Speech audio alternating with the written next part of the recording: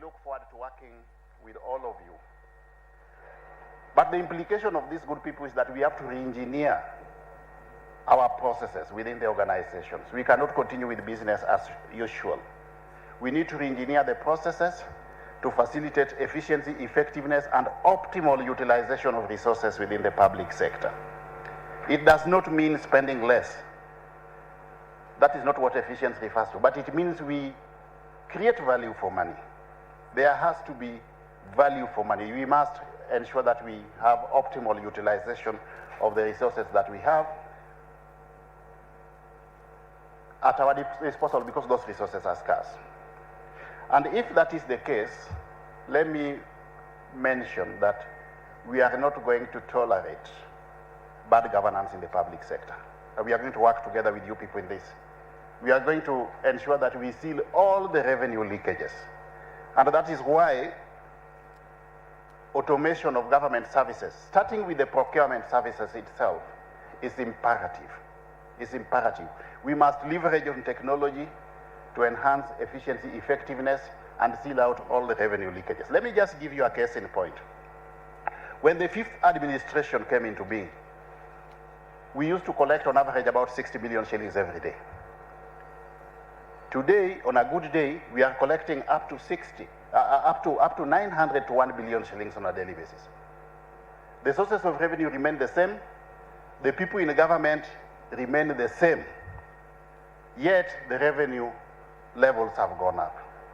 That clearly shows you that we were losing a lot of money courtesy of manual processes. So just to augment what CS Cyril has talked about, the issue of e-procurement is irreversible.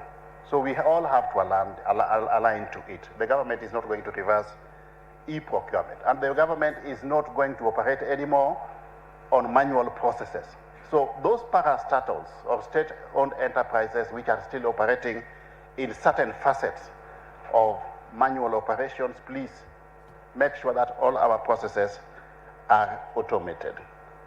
Now, as we talk about performance, let's also tie it to reward management. And the chairman and board members need to help us on this, so that within the state-owned enterprises or parastatals, we tie reward to performance.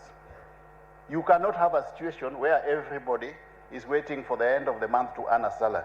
We must go a notch higher and ensure that there is some reward management framework which is tied to performance. So introduce bonus schemes in your organization so that those who work harder earn more. Those who perform poorly earn less. People should be rewarded to a level commensurate with their contributing component within government.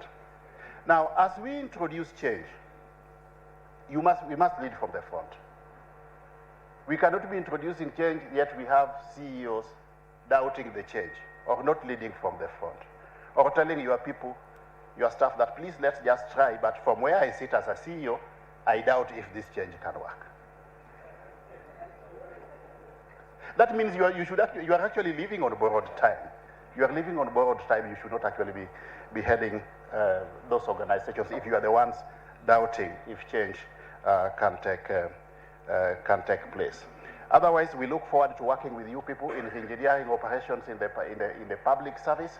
When it comes to delivery, somebody mentioned it here, our speaker mentioned it a while ago. Let us communicate what we are doing to the wider public. We go out there to inspect projects. At times when we mention to the various stakeholders about the implementing agencies, they have never even heard about your organizations. They don't know the mandate of your organization. So please let us communicate what our organizations are doing. Let us automate our monitoring and evaluation mechanism so that at the press of a button, you are able to ascertain with a reasonable level of veracity the implementation status of all the programs and activities that you are implementing. With those many remarks, it's my distinguished honor and privilege to invite the head of the public service to address the gathering. Let's all be upstanding.